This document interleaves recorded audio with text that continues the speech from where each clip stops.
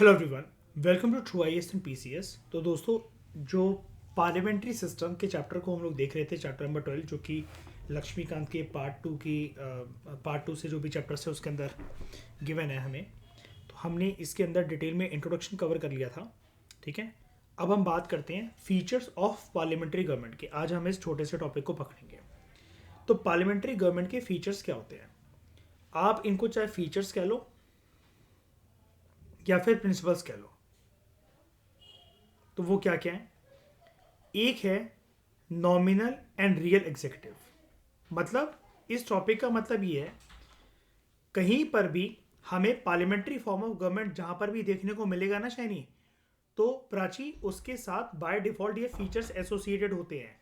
अगर ये features available है ना ठकुराइन, तो वो पार्लियामेंट्री फॉर्म ऑफ गवर्नमेंट है। अदरवाइज ईशा, फिर वो पार्लियामेंट्री फॉर्म ऑफ गवर्नमेंट अच्छा वाला नहीं है।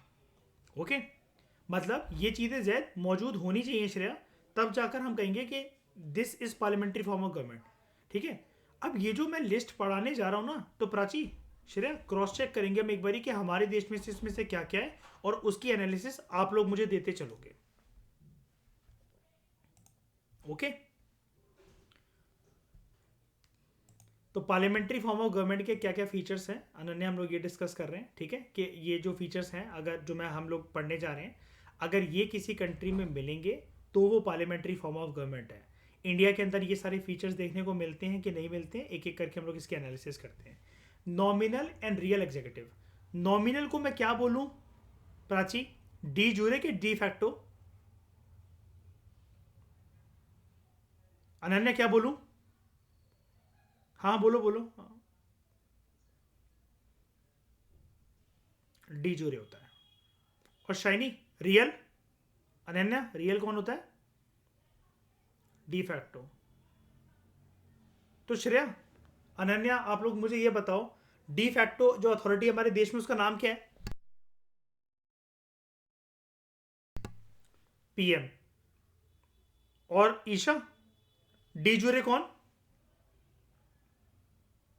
प्रेसिडेंट।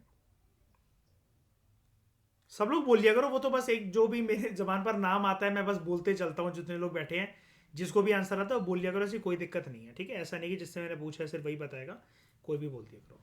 तो nominal and real executive. President जो है वो नॉमिनल एग्जीक्यूटिव होता है, यानी कि डी जूरे वो सिर्फ एक टाइटुलर एग्जीक्यूटिव है। ओके, जबकि जो ये प्रेसिडेंट के बारे में मार्क कर देते हैं और एक दूसरा कलर ले लेते हैं फॉर प्राइम मिनिस्टर। जबकि जो प्राइम मिनिस्टर है वो क्या है? वो रियल एग्जीक्यूटिव है, यानी कि डी फैक्टो एग्जीक्यूटिव। और प्रेसिडेंट क्या थे? Nominal executive. क्लियर है ये वाली बात? इतनी तो हमने कल भी पढ़ी थी। अनन्या, क्लियर है ये वाला बेसिक चीज? हमारे देश में नॉमिनल और रियल एग्जीक्यूटिव दोनों होते हैं, दोनों एक साथ। हाँ,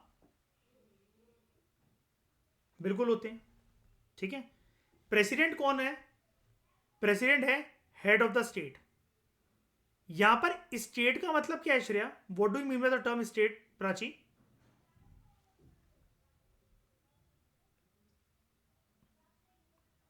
हाँ, ये कौन सी स्टेट की बात कर रहा है, मैं वही पूछ रहा हूं। नेशन स्टेट की बात कर रहा है। एंड अनन्या, नेशन स्टेट से हमारा क्या मतलब होता है?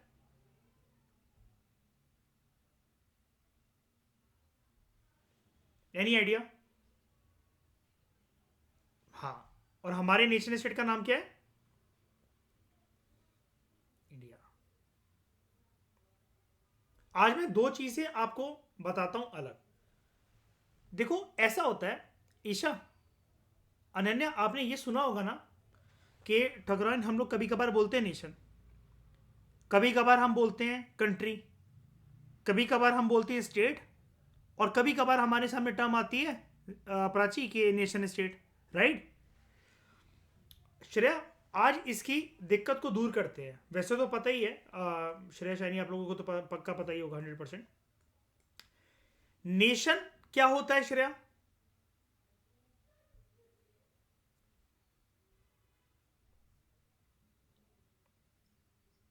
नहीं, क्या बोल रहे हो? अरे हाँ, लोग लोग जिनके अंदर वी फीलिंग हो, है ना। लोग जिनके अंदर देश में रहने के लिए वी फीलिंग हो। ईशा, ये वी फीलिंग एस्पेक्ट आपने साइकोलॉजी में पढ़ा होगा ना, कोजाइबनेस में, टॉपिक में। ग्रुप्स में होता है, इन ग्रुप आउट ग्रुप में जो फीलिंग होती है, वी फीलिंग, दे फीलिंग, है ना। याद आया? आई थिंक वो चैप्टर मुझे नहीं पता आपके बोर्ड में आया कि नहीं आया इस बारी, लेकिन साइकोलॉजी की सारी बुक्स के 9 चैप्टर मुझे कंठस्थ तरीके से याद हैं। मेरे टाइम पे मतलब सारे आए थे, तो इसलिए मुझे पता है। आपने सुना है वैसे ये टर्म, ये साइकोलॉजी के अंदर वी फीलिंग, दे फीलिंग, है ना। तो ये होता है, नेशन होता है we feeling. Nation actually, Ananya, पता है किसको कहते हैं सिंपल भाषा में? नेशन का मतलब होता है सिटीजन। अब प्राची आप कहोगे नहीं नहीं, बचपन से मेरे को तो ये बताया जाता है कि कंट्री होता है नेशन, तो वो गलत बताया जाता है। नेशन सिटीजन को कहते हैं। नेशन का अनन्य मतलब होता है लोग। अब एक बात बताओ, हम सब अगर एक दूसरे से थोड़ा बहुत ईगो क्लैश रखते हो, कोल्ड वॉर हो मान लो हम सबके बीच में, आपको कुछ बातें मेरी अच्छी नहीं लगती हो, मुझे आप में से कईयों का थोपड़ा अच्छा नहीं लगता हो, जो भी हमारे बीच में क्लैशेज हैं, लेकिन अगर यही हम लोग आपस में दूसरे से चिढ़ते हैं और हम लोग सीरिया में जाकर अगर मिले, या फिर किसी ऐसे फॉरेन देश में मिले जहां पर हम लोग एक कॉमन परिस्थिति में फंस गए हो, क्या हमारे अंदर ये इंडियन वाली वी फीलिंग नहीं आएगी? तब हम अपने मतभेद को भूलकर एक दूसरे की मदद करने के बारे में नहीं सोचेंगे, अपने वतन लौटने के बारे में नहीं सोचेंगे, देश। बताओ अनन्या, ऐसा होगा कि नहीं होगा? आई वी फीलिंग यहां पर, है ना। एक इंडियन की कदर यहां पर हमें नहीं है, मान लो श्रेया, एक अनजान इंडियन की कदर। लेकिन वही आपको कोई किसी भी कंट्री को मान लो, थाईलैंड में मिल जाए, इंडोनेशिया में मिल जाए, यूएई में मिल जाए, ऑस्ट्रेलिया में मिल जाए, तब हमें कदर होगी? अगर हम किसी परिस्थिति में फंस जाए, या फिर उस इंडियन, किसी इंडियन को देखकर एक बार को तो पूछने का मन करेगा ना, आप भी इंडिया से है क्या? बताओ। अब जितने लोगों के अंदर वी फीलिंग होती है शाइनी, तो वो लोग डिसाइड कभी ना किसी पॉइंट पर तो इतिहास में श्रेया उन्होंने करा होगा ना, किस बात के ऊपर? Please make a note of it Shreya, please make a note of it. ये हमारे पीएसआईआर का पार्ट है। Let's come together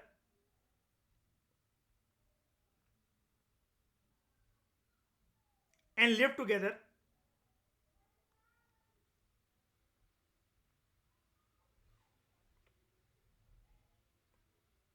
Let's come together and live together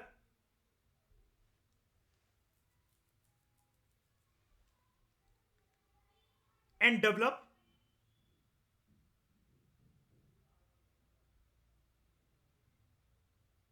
common common क्या?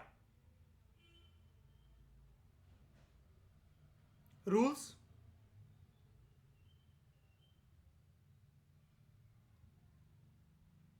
regulations, culture, food, habits, customs, rituals,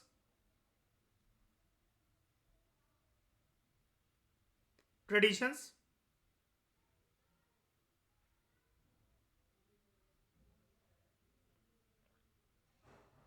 family manners,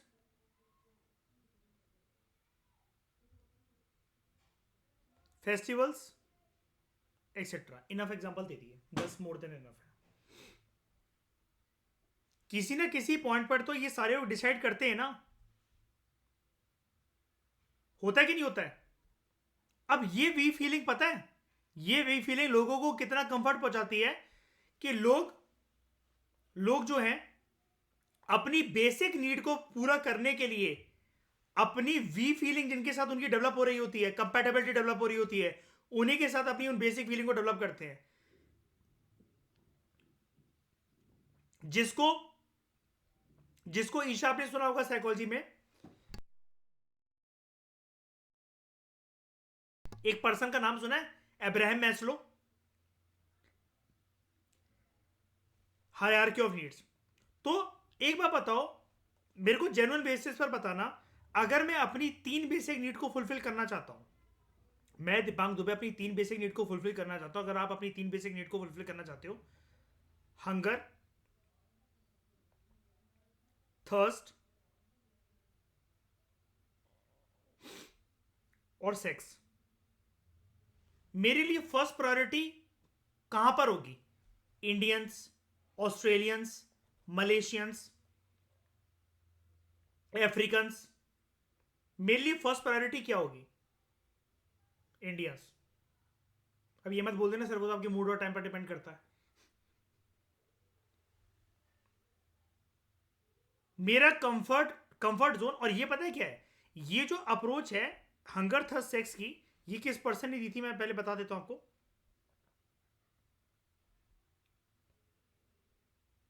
Abraham Maslow. याद है अनन्या, ईशा, वो एक pyramid बनाकर ये चीज समझाता था, जिसको हम लोग क्या कहते हैं? Hierarchy of needs. Hierarchy of needs. उसका ये कहना था सबसे बेसिक लेवल पर ये 3 चीजें लाई करती हैं। कौन सी?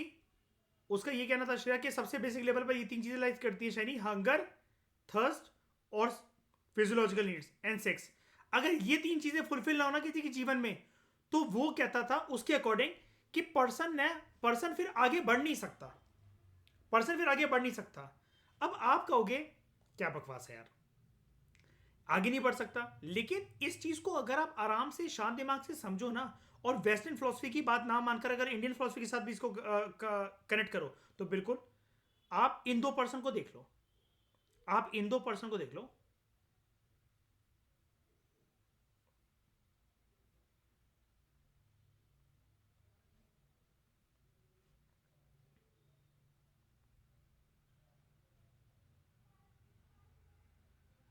वर्धमान महावीर और गौतम बुद्धा दोनों ने अपने जीवन काल में जो भी योगदान दिया, इंसानों को जो भी सिखाया, लेकिन पहले खुद का परिवार रेस करा था ना, कि ब्रह्मचारी थे। वर्धमान महावीर के बेटी और गौतम बुद्ध के बेटा था, क्या नाम था गौतम बुद्ध के बेटे का? राहुल राहुल राहुल। वो ये हम लिख देते हैं महाभारता, अर्जुना, रामायणा। ठीक है, अंग्रेजन। अपने बेटे का नाम रखोगे तो राहुल ही बुलाओगे ना, और राहुला इधर आ, है ना? गाली देकर और जाएगा तुम्हें माँ की। तो वो क्या कहता था, जो बेसिक नीड्स हैं हंगर, थर्स्ट और सेक्स, फिजियोलॉजिकल नीड्स, जब तक ये पूरी ना हो, तो पर्सन ना अपने आप को जानने के लिए, हम इस दुनिया में क्यों आए हैं? अपने अस्तित्व को जानने के लिए। ये वाली चीज के ऊपर वर्धमान महावीर और गौतम बुद्ध भी एम्फसाइज करवाते थे, है कि नहीं? उसको कहती है साइकोलॉजी एक नाम से, क्या कहते हैं अनन्या, कैन यू ट्राई? सबसे टॉप पर कौन सी होती है, याद है? 11th class psychology, self actualisation.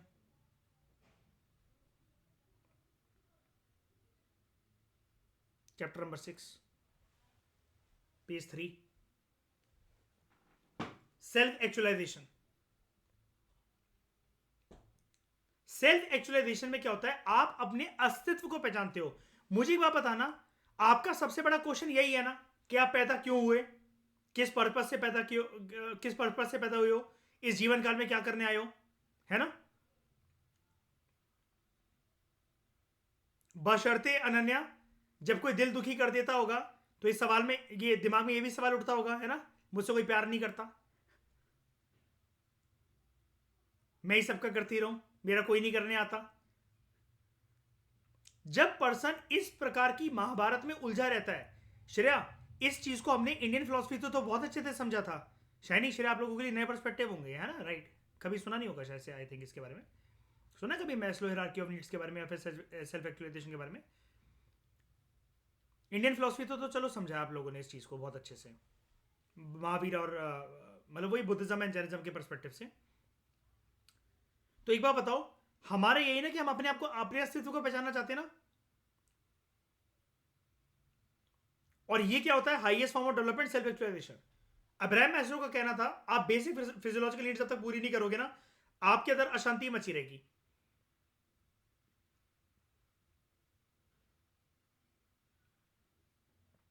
ठीक है, और इसी को फिर एक्सटेंशन दे दी जाती है आगे चलकर, ये हंगर था सेक्स, फिर रोटी कपड़ा मकान, एजुकेशन, हेल्थ। लेकिन टॉप की जो लेयर होती है वो होती है सेल्फ एक्चुअलाइजेशन। आप इतना समझ जाओ।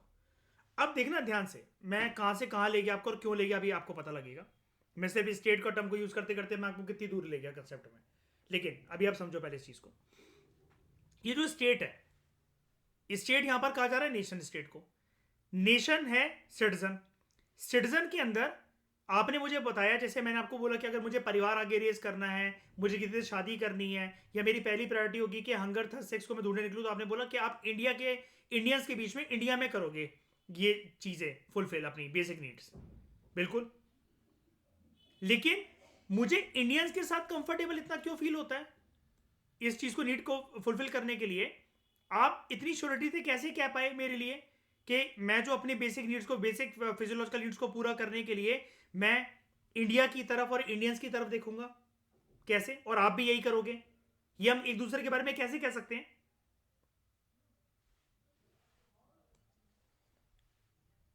हाँ, वही जो अभी मैंने बताया, शाबाश, वी फीलिंग है हमारी आपस में एक दूसरे के साथ। अब ये वी फीलिंग होना अनन्या काफी नहीं होता, बताओ श्रेय, काफी है वी फीलिंग होना? जिनके पास भी वी फीलिंग है, they need a land also ना अनन्या, एक जगह ठहरने के लिए, हमेशा रुकने के लिए, है ना? जब लोगों ने आगे चलकर ये सब डिसाइड करा, देखो, let's come together and live together and develop common rules, regulations, culture, custom, food, dressing style, traditions, family manners, festivals. तो उन्होंने बेसिकली जब इन दोनों की बात करी ना, इन दोनों की बात, कि let's come together and develop basic rules and regulations. Shreya, this was the dash, first dash of the world. अब what is dash here? First form of, first form of polity, polity. और यहां से इमरजेंस होती है किसकी? कौन से concept की? सिटी स्टेट की। City state. अब सिटी स्टेट कैसे? अब नेशन स्टेट को ही देख लो। लोगों के अंदर वी फीलिंग है, तो वो हो गया नेशन। लेकिन what is state? What is state here? State इस लैंड का टुकड़ा हेयर। कोई जमीन तो चाहिए ना प्राची में कहीं ना कहीं रुकने के लिए। स्टेट इज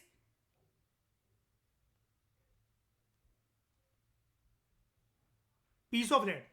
अब अगर अनन्या, शाइनी, मैं इन दो कंसेप्ट को अगर कंबाइन कर दूं, ईशा, लोग हैं, उनके पास रहने के लिए जमीन है। लोगों को मैं टेक्निकली अभी क्या बोल रहा था ठकुराइन? ईशा क्या बोल रहा था? नेशन। लैंड को क्या बोल रहा हूं मैं टेक्निकली?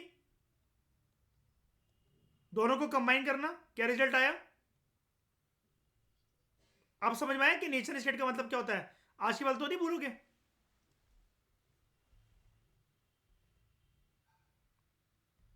समझ में आया? और ये वी फीलिंग का एस्पेक्ट जिसको मैंने कनेक्ट करा वेस्टर्न फिलोसफी के साथ, अब्राहम मैस्लो का हायरार्की ऑफ नीड से, समझ में आया?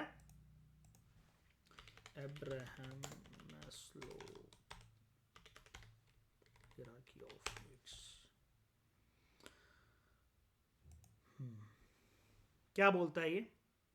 सबसे बेसिक होती है हमारी physiological needs, air, water, food, shelter, sleep, clothing, reproduction. वही जैसे मैंने शॉर्ट में आपको बोला, hunger, thirst, sex. Safety needs होती है उसके बाद हमारी, personal security, employment, resources, health, property. Shreya, Shiny, ये चाहो तो ये डायग्राम बना सकते हो, बहुत काम आएगा एथिक्स में और बहुत सारी जगह पर। ठीक है? Physiological needs, safety needs, love and belongingness. हाँ, क्या कह रहे हो? हाँ, लो,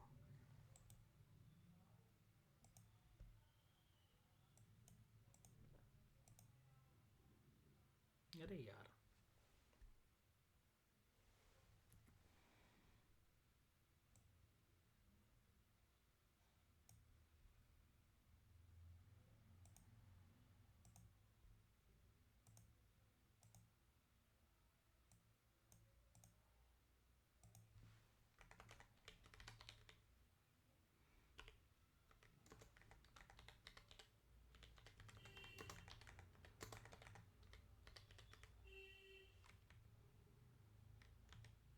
पूरा नाम लिख देता हूँ, Abraham Maslow's hierarchy of needs.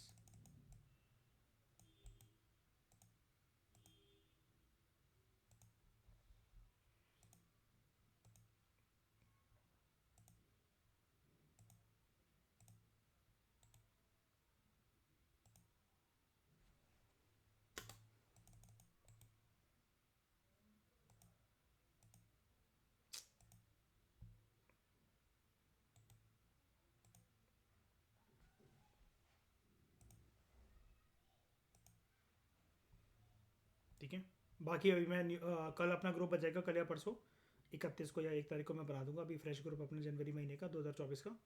तब मैं उसके अंदर में डाल दूंगा, याद रखना। और मैं इसको यहाँ पर भी भेज देता हूँ, ट्रू आई एस के चैनल पे भी भेज देता हूँ। ठीक है, ओके, सॉरी। तो पहले पढ़ा तो दूँ मैं उसको। तो physiological needs, safety needs, love and belongingness, friendship, intimacy, family, sense of connection, ये ना, ये जो है हमें देता है एक साइकोलॉजिकल सपोर्ट। साइकोलॉजिकल सपोर्ट, क्योंकि ये चीज शो करती है हमें, अब्राहम मैस्लो कहता था कि हम सोशल बींग्स हैं। आप कह जरूर देते हो गुस्से में, मुझे किसी से बात नहीं करनी, मुझे किसी की नीड नहीं है, मैं अपने आप में सक्षम हूं। तो फिर मत करा करो ना शादी, बच्चे पैदा, किसी से बातचीत वगैरह, बंद कमरे के अंदर ताला मार के बैठ जाया करो।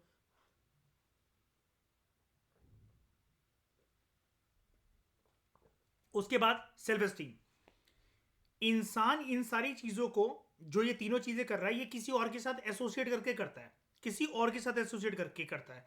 जब आपको दुनियादारी समझ में आने लग जाती है, आपने प्यार में जूता खाया, आपने दोस्ती में धोखा खाया, जिसके ऊपर आपने ट्रस्ट करा वही आपकी मार के चला गया, मार के चली गई, तब आपकी जाकर डेवलप होती है सेल्फ एस्टीम। सेल्फ एस्टीम, इसके अंदर आपका ये जितनी भी चीजें लिखी हुई ना, ये सेल्फ से कनेक्टेड है। Self respect, self esteem, self status, self recognition, self strength and self freedom. इस सिचुएशन पे पहुंच के पर्सन को रियलाइजमेंट हो जाती है कि मैं जीवन का इतना रहस्य सीख चुका हूं या सीख चुकी हूं कि गीता का श्लोक याद आ जाता है पर्सन को, तुम क्या लेकर आए थे और क्या लेकर जाओगे। और लात खाए हुआ पर्सन इसके आगे भी बोलता है तुम नंगे ही आए थे और नंगे ही जाओगे। क्योंकि पर्सन इस पॉइंट पे दो चीजों से जूझ सकता है।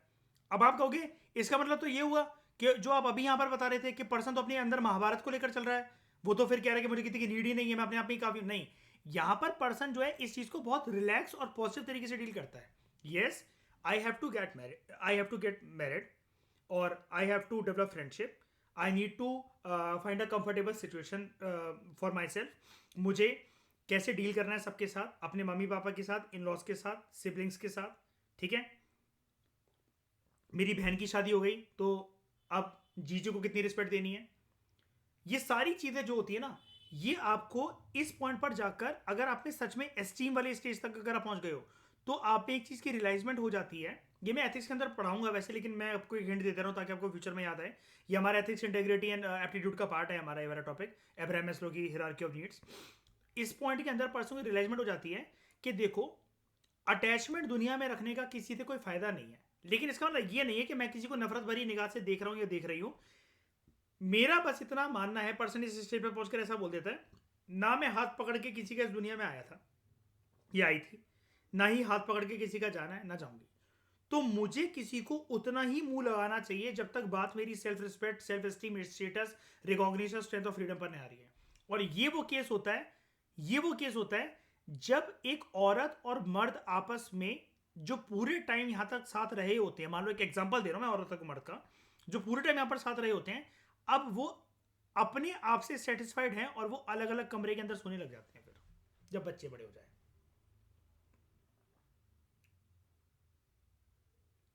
लेकिन ऐसा जरूरी नहीं है, जरूरी नहीं है, प्यार की कोई एज थोड़ी ना होती है। पर्सन वहां पर ऐसा है कि देखो, अपने बीवी या हस्बैंड, अपने बीवी हस्बैंड से जो भी है स्पाउसेस, एक दूसरे से मतलब ऐसा है कि ठीक है भाई, तुम्हारे साथ रेकॉर्ड देख लिया, तुम्हारा सब कुछ समझ लिया जो भी है, लेकिन अब मुझे अपना कुछ करना है, अपना कुछ वो बनाना है। तुम इस जीवन के संगम में अगर मेरा साथ देने के लिए तैयार हो, वेल एंड गुड, अदरवाइज मैं अपने आप में सक्षम हूं। ना मैं तुम्हारा हाथ पकड़ के पैदा हुआ था, ना अर्थी पर जब मैंने जाना है तो तुम मेरे साथ सती प्रथा करने के लिए बैठोगे। और जब इतना पहुंच जाता है तो बस पर्सन ये चीज अटेन कर लेता है, self actualization, desire to become the most that one can be. अब पर्सन अपने अंदर से इनर पोटेंशियल, छुपी हुई क्षमताएं जो वो नहीं था, जो वो नहीं थी, वो उसके अंदर से निकलना शुरू होती है। अच्छा, किसी, अब दुखद बात एक बता देता हूं, इसके लिए कोई एज और कोई मेच्योरिटी लेवल नहीं चाहिए। मैं हमेशा आपको बोलता हूं, अगर आप लिमिटेड बात करते हो, ठीक है, अगर आपकी आदत कम बात करने की है, जो भी बात करने की है, सबसे पहले तो आपको इसको छोड़ना चाहिए लाइफ में, बिल्कुल छोड़ना चाहिए। इसका मतलब ये होता है कि आपके अंदर ऐसा तो नहीं कि थॉट नहीं चल रहे होंगे। मैं मान, मतलब कोई भी नहीं मान सकता मैं क्या, मेरी मैं कौन होता हूं, ये हो ही नहीं सकता क्या आपके अंदर थॉट प्रोड्यूस ना होते हो। लेकिन आप जो जबान के अंदर ही उसको घुट्टा बनाकर जो पी लेते हो ना वापस, जो आप निकालते नहीं हो, तो आपका एक पॉइंट लाइफ में ऐसा आएगा जहां पर आप अंदर से एक प्रेशर कुकर, एक स्टीम इंजन की तरह फटने लगोगे, और ये सारी नीड्स आपकी ना मिक्सअप हो चुकी होंगी पूरी की पूरी। इस स्टेज तक पहुंचने के लिए आप अपने आप को समझोगे जरूर, नहीं यार मैं लिमिटेड बात करता हूं, मैं लिमिटेड बात करती हूं, मैं हंसी मजाक नहीं करता, मैं फालतू के गंदे गंदे वर्ड्स यूज नहीं करता, मैं गाली नहीं देता, मैं गाली नहीं देती, मैं बहुत मेच्योर हूं। आप घंटा कुछ नहीं हो। कई लोग अपने कम लिमिटेड बात करने के नेचर को अपनी मेच्योरिटी कहते हैं। Maturity actually is a tag जो कि आपको अपने अकॉर्डिंग लगता है। बात सिंपल सी है, ठीक है। आपने अगर जिंदगी में सब कुछ उखाड़ा हुआ, you are most successful person, अरबपति खरबपति कुछ भी हो, इसका मतलब ये नहीं होता कि आप मैच्योर हो। मैच्योर इज टैग जो कि आप अपना आईना किसी और में देखकर उसको दिख देते हो कि मुझे तो वो इसलिए पसंद आती है क्योंकि वो बड़बोली है, मुझे तो वो इसलिए पसंद आता है क्योंकि वो चुप्पी साध के रखता है, मुझे तो वो इसलिए पसंद आता है क्योंकि उसकी और मेरी वाइफ मैच होती हैं। और आप ऐसे पर्सन को, किसी को मेच्योरिटी का स्टेटस देने लग जाते हो। पहले आप ये तो पूछ लो अपने आप से, आप मैच्योर हो? ये जो अगेन एक क्वेश्चन आज मैंने रेस करा, जैसे मतलब एक एग्जांपल जो है, ये अब्राहम मैस्लो पूछता था एक्चुअली क्वेश्चन।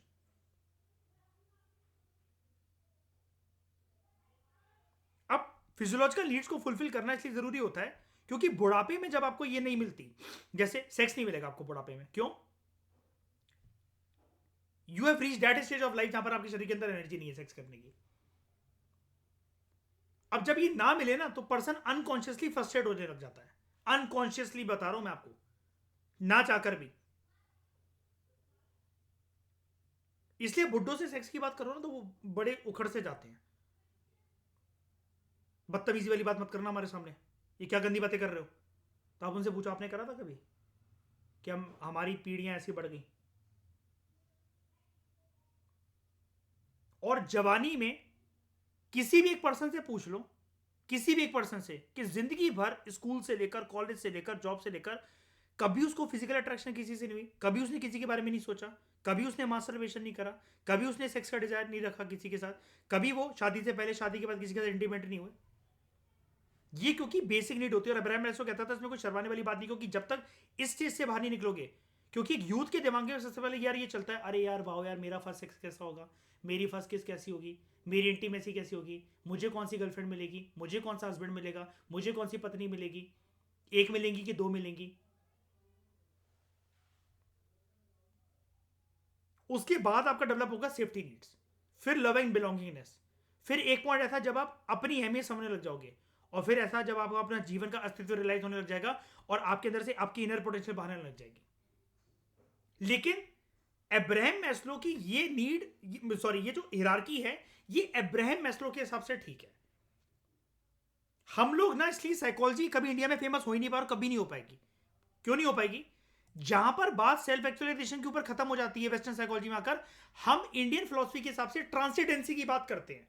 हम क्या बात करते हैं, जैसे भाई मुझे जरूरत नहीं है कि मैं सीमेन को अपने निकालूं, यानी कि मैं एक टेक्निकल टर्म्स में बोल रहा हूं कि मैं सेक्स करूं किसी के साथ और ये डिजायर को फुलफिल करूं, उसके बाद मैं सेल्फ एक्चुअलाइजेशन अपनी रियलाइज करूं। मैं बीइंग अ इंडियन, और मैं क्योंकि ये फिलोसफी ऑफ बुद्धिज्म और जैनिज्म को मैं जानता हूं, तो मैं यहां पर बात करूंगा ट्रांसीडेंसी की। मैंने आपको बताया था शरिया ट्रांसीडेंसी का मतलब पूरा का पूरा कि शिवलिंग की महत्वता। सांप is the only mythological figure जिसमें बिलीव करा जाता है कि वो अपने जहर को मणि के अंदर कन्वर्ट कर सकता है। और मैं भी अपने सीमेन को होल्ड कर मास्टरबेशन के अंदर इन्वॉल्व ना होकर, सेक्स के अंदर इन्वॉल्व ना होकर, उस एनर्जी को अपने स्पर्म्स को बचाकर, मैं अगर उसको बाहर ना निकालूं, इजैकुलेट ना करूं शरीर से, किसी भी प्रक्रिया को, ऐसी प्रक्रिया से जिसको दुनिया कहती है ये तो गंदा इंसान, ये तो गंदी चीजें करता है, तो सेक्स फिर बंद कमरे के अंदर क्यों होता है? और सेक्स होता ही क्यों है फिर? जैनिज्म के हिसाब से तो फिर वो भी गलत होता है। लेकिन खैर छोड़ो, जो भी है। हाँ, हम लोग बात करते हैं यहां पर ट्रांसेंडेंसी की। ट्रांसेंडेंसी जो है वो आपके अंदर इस पावर को कन्वर्ट कर दी थी एक हायर उसमें एंड में। इसलिए आपने कहानी मेरे साथ देखी होगी जब मैंने आपको बुद्धिज्म जैनिज्म करवाया था, कि एक पत्नी, याद है शाइनी वो स्टोरी, एक पत्नी अपने पति को लेकर गई थी कि हम सारा राज सम्राट सब कुछ छोड़ देते हैं और अब हमने जीवन जी लिया पूरा का पूरा, now let's dedicate ourselves towards self actualization. पढ़ाई थी ना मैंने ऐसे की कहानी। तो वो बेसिकली क्या चाह रही थी कि देखो, हम लोगों को आपस में ना इंटीमेट वगैरह होने का जितना टाइम था वो हो चुका है, अब हमें ना हायर एंड पे फोकस करना चाहिए। लेकिन इसके लिए पार्टनर की अंडरस्टैंडिंग बहुत इंपॉर्टेंट होती है। इसलिए ना चाहते हुए भी almost every female marital rape से गुजरती है, ऑलमोस्ट नोइंगली और अननोइंगली। नोइंगली और अननोइंगली। और वो कैसे सिंपल होता है कि आपने एक दिन रात को एक सेक्स देने से मना कर दिया अपने स्पाउस को, और जनरली आदत मर्दों की होती है, और वो करवट उस तरफ मुंह करके लेट गए, तो आपको एक डर लगा है कि भाई अगर मैंने इनको सेक्स नहीं दिया तो उनका बाहर अफेयर ना जाने लग जाए, तो भाई लूट लो मेरे शरीर को, आ जाओ झपट लो। तो वो आप काम कंसेंट से नहीं कर रहे हो, लेकिन दिमाग को ये कह के सेटिस्फाई कर लेते हो कि कोई बात नहीं, मर्दी तो है मेरा, क्या टेंशन है। और फिर बाहर अफेयर चलने लगेगा तो ज्यादा दिक्कत है। नोइंग। हाँ हाँ। बताओ बताओ। एस्थेटिक और कोग्निटिव नीड्स में जो हायर वर्जन है ना, ये एक्चुअली अब्राहम मैस्लो का नहीं है वो मॉडल। इसलिए मैं बात कर रहा हूं, हाँ, इसलिए मैं आपसे हाँ, मैं वही कह रहा हूँ कि वो एक्सटेंडेड वर्जन है, लेकिन वो अब्राहम मैस्लो का नहीं है। वो बात की जो वो नहीं होते जो जैसे पोस्ट फ्रूडियन अप्रोच की जो मॉडल थे, जो बात के जो साइकोलॉजिस्ट है उन्होंने जो मॉडल दिया इसके एक्सटेंडेड, वो तो फिर बनते चले गए। इसलिए मैंने डायरेक्टली ये कहानी खत्म करके ना इंडियन इंडियन फिलोसफी पर आ गया मैं, कि हम लोग बात करते हैं ट्रांसेंडेंसी की, कि इसके बियॉन्ड ना, देखो, मुझे ना, मैं एक पर्सनली बात बताता हूं, जैसे आप में से शाइनी हो, श्रेया हो, मैं इनको देखकर बता सकता हूं कि भाई इनको ना सेक्स की आवश्यकता नहीं है सेल्फ एक्चुअलाइजेशन को अटेन करने के लिए। इनको इस स्टेज से होकर गुजरने की जरूरत नहीं है अपने आप को अटेन करने के लिए, क्योंकि ये दोनों बंदी अपने आप में इतनी सक्षम है ना कि ये जो है अपनी उस पावर को होल्ड करना जानती है। इनके लिए वो कोई प्राइमरी नीड नहीं है कि भाई ये नहीं मिलेगा तो ये मर जाएंगी, नस काट लेंगी अपनी, कि ये भगवान सेक्स नहीं मिल रहा है यार। वो सेल्फ एक्चुअलाइजेशन में पहले बिलीव कर सकती है, वो अपनी अस्तित्व को पहले पहचान सकती हैं।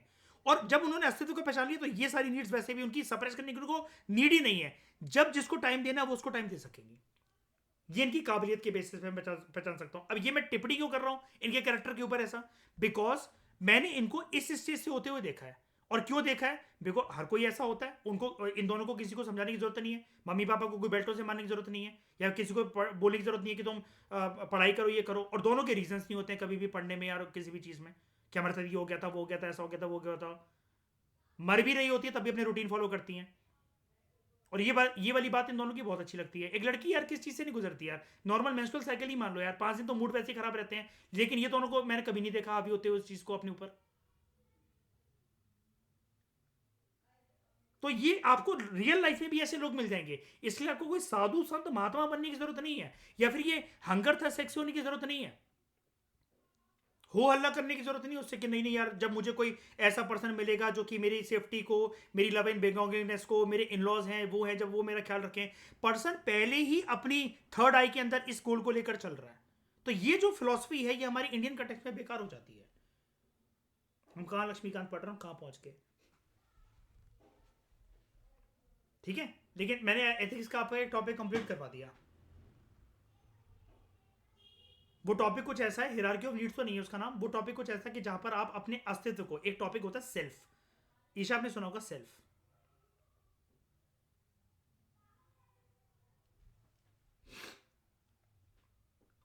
Realisation of one's actual potential, है ना? साइकोलॉजी में सुना होगा ये अनन्य, आप लोग, आपने भी, है ना? कि आप कौन हो, क्या चीज नहीं हो।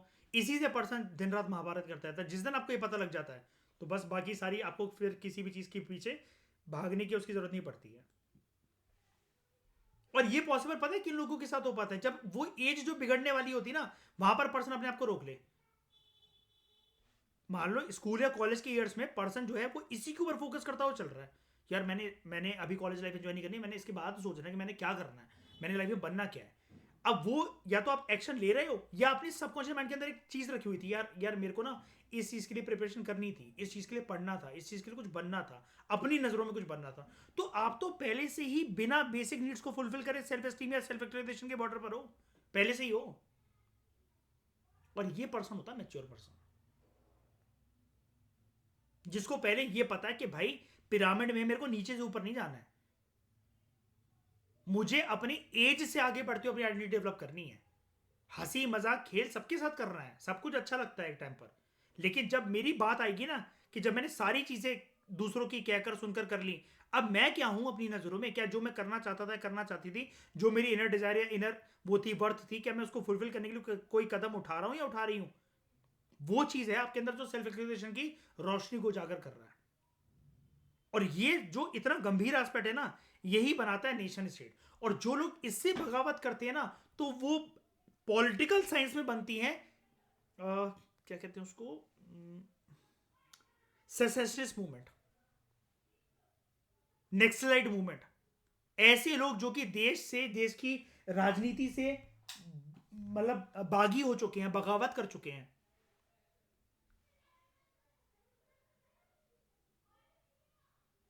ठीक है, और उनको हमें वापस लाकर ये समझा के देखो कि तुम इसी देश के पार्ट हो, भाई बंधु हो इस देश के, मत करो ऐसे कदम मत उठाओ। तो ये चीज मुश्किल हो जाती है, क्योंकि उस देश ने उनको कभी ये नेशन स्टेट वाली फीलिंग आने नहीं दी कि वो इस लैंड का पार्ट है और उनके अंदर वी फीलिंग है। यही मकसद था, यही मकसद था कि नेल्सन मंडेला साउथ अफ्रीका में जानते थे बहुत अच्छी तरीके से इस बात को कि अफ्रीका वैसी स्केल पर रखकर डिवाइड करा गया अंग्रेजों के द्वारा, और ज्यादा नहीं टूटने दूंगा मैं साउथ अफ्रीका को। और हमारे यहाँ जो फर्क होता है वो काले और गोरों के बेसिस पर होता है, इसलिए उन्होंने एंटी अपार्थाइड मूवमेंट चलाई थी वहां पर, पता है वाली बात। और उसके लिए उनको नोबेल पुरस्कार मिला था और हाउस अरेस्ट पे भी रहना पड़ा था। वाइट रिजीम थी, उन्होंने उसका हाउस अरेस्ट पे रखा था नेल्सन मंडेला को more than 20 years. Nelson Mandela का नाम सुना कि नहीं सुना, ये भी बता दो पहले मुझे, हैं?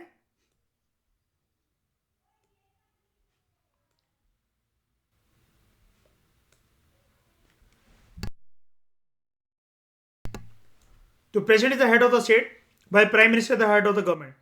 आर्टिकल 74 जो है, article 74 provides for a council of ministers headed by PM to aid and advise the president in the exercise of his function.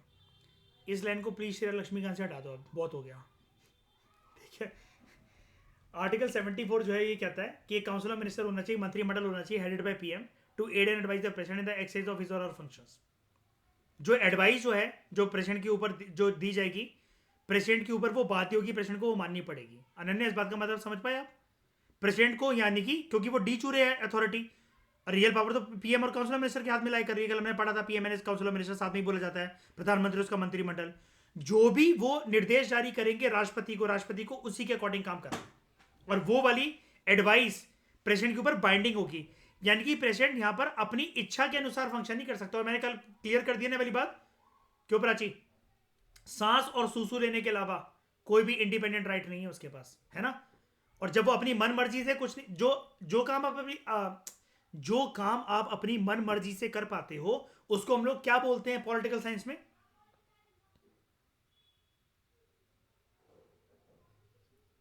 हाँ, वेरी गुड, उसको हम लोग बोलते हैं डिस्क्रिशन।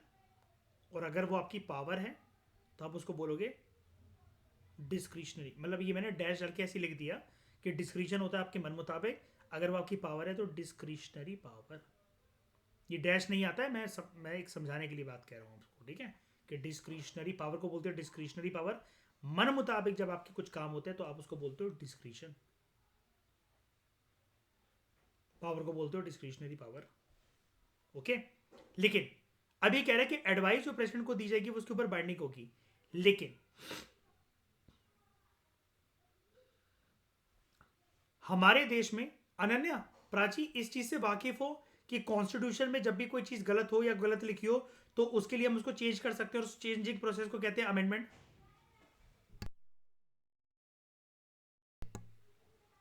है अनन्या, पता है ये वाली चीज? कॉन्स्टिट्यूशन के अंदर कोई भी चीज अगर लिखी हुई है ना, जो कि कॉन्स्टिट्यूशन मेकर से कर गए थे, वक्त जमाने और हालात के अनुसार अगर हमें उसको चेंज करने की जरूरत है तो हम वो पेज फाड़ेंगे, नया पेज लगाएंगे, उस वर्ड को एडिट करेंगे, फिर वो एडिट करके नया वर्ड जो हमने अटैच कर रखा है उसका प्रिंट निकाल के कॉन्स्टिट्यूशन में लगाएंगे। मतलब ये एक समझाने का तरीका है, इमेजिन करने का एक तरीका है। और इस चीज को हम लोग क्या बोलते हैं, इस प्रक्रिया को? अमेंडमेंट।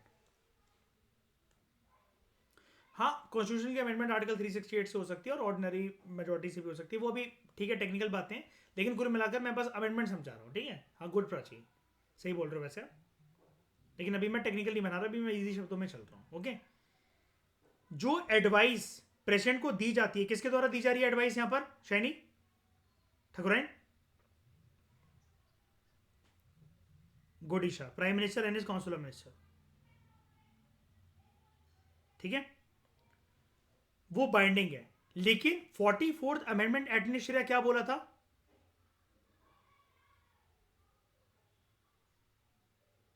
हाँ, एक बार जो आपको एडवाइस दी जा रही है अनन्या, एक बार आप वो दोबारा से पीएम और उसके मंत्रिमंडल को भेज सकते हो टू रिकंसिडर।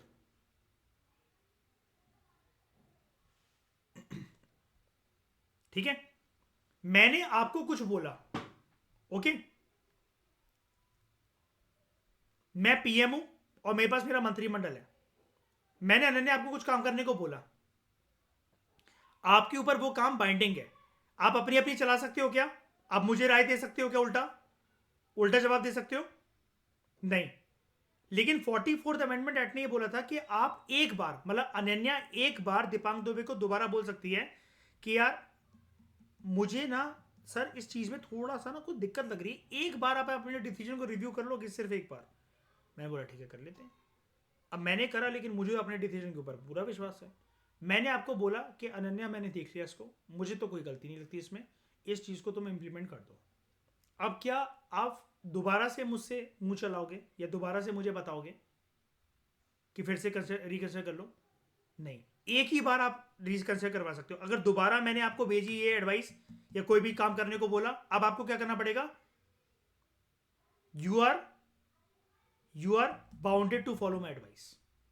अब आप बंध चुके हो, ठीक है। ये वाली बात सब लोगों को समझ में आई?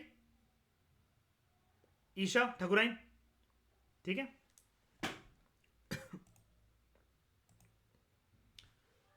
तो 42nd and 44th amendment act of 1976 and 1978 respectively have made the ministerial advice binding on the president. लेकिन ये चीज गलत लिख रहा है यहां पर, वैसे इस पॉइंट को मत मानना।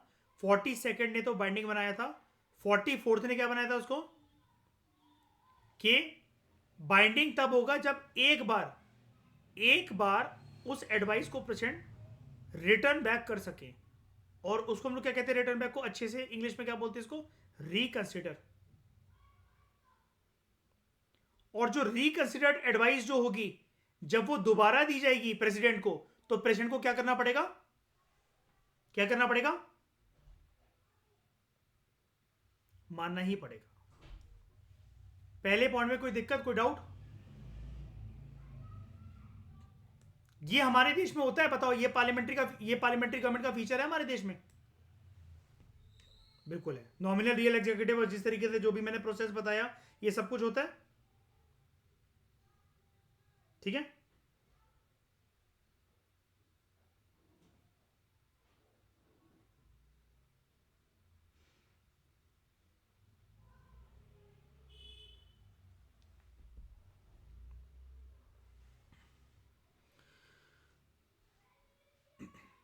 Majority party rule. ऐसी कोई भी पॉलिटिकल पार्टी जिसके पास मेजोरिटी सीट्स हो लोकसभा के अंदर, वो सरकार बनाती है। लोकसभा में प्रेजेंटली कितनी सीटें कोई मुझे बता सकता है, lower house of the parliament?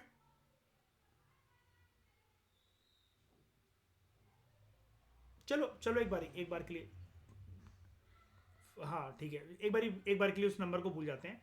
मैं एक नंबर यहाँ पर ले रहा हूँ क्योंकि अब तो ये सब कुछ चेंज ही हो जाएगा, तो ये कोई सीटों के बारे में अब याद करने का कोई मतलब ही नहीं है ना। 1080 सीटें या फिर 1180 सीटें कुछ समथिंग लाइक होने वाली हैं, ठीक है। देखो क्या करते हैं। हाँ मतलब वही मैं कह रहा हूँ कि चेंज हो ही जाएंगी हमारे कार्यकाल में, जब तक जीते जीते हमारे चेंज हो जाएंगी वो। तो कोई मतलब नहीं है उसको याद बात करने का, फालतू का फिगर्स। हाँ आसपास के लिए भी जब एग्जाम है हमारा तब तो ठीक है, हो जाएगा, लेकिन तब तक ठीक है। अब देखो एक चीज मैं आपको बताता हूं। मान लेते हैं एक नंबर को इजी करने के लिए, लोकसभा में 100 सीटें हैं। कितनी सीटें? 100 सीटें। अनन्या, एक सीट से कितने परसेंट रिप्रेजेंट होंगे? 1 seat is equal to how many MP?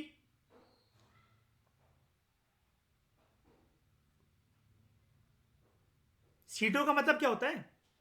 आप अगर लोकसभा में बैठे हो अनन्या, तो आप कितनी सीट ऑक्यूपाई करके बैठे हो? एक। यहां पर ठकुरा मोटापे की बात नहीं चल रही है, ठीक है। एक पर्सन की एक सीट। अगर 100 सीटें, इसका मतलब कितने एमपीज हैं वहां पर लोकसभा में? हाँ 100 एमपीज है। ओके। एक पॉलिटिकल पार्टी जिसको ये कह रहा है कि मेजोरिटी सीट्स मिल जाए लोकसभा के अंदर, 100 की मेजोरिटी क्या होगी? 100 नंबर की मेजोरिटी क्या होगी प्राची?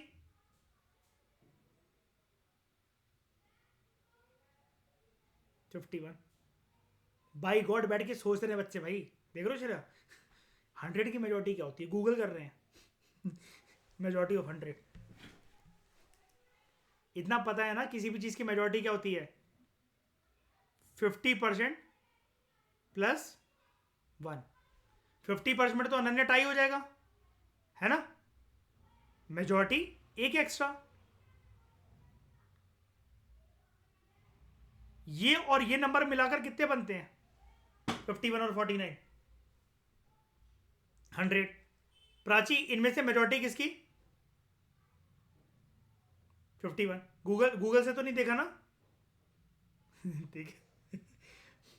तो political party which secures majority seats in Lok Sabha, वो सरकार बनाती है। रूल तो यही कहता है।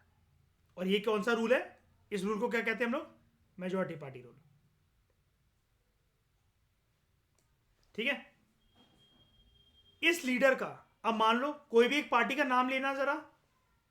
ईशा, कोई भी एक पार्टी का नाम लेना, जैसे मान लो इस केस में जिसको मेजोरिटी सीटें मिल गई हैं, उस पार्टी का कोई भी नाम बता दो। हाँ बीजेपी के पीछे मरोगे सालो।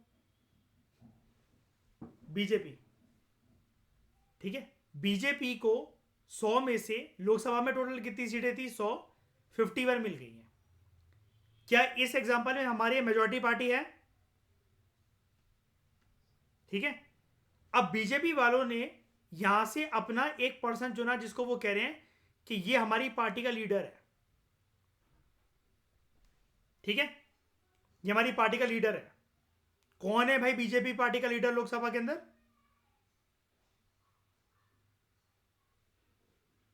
कौन है?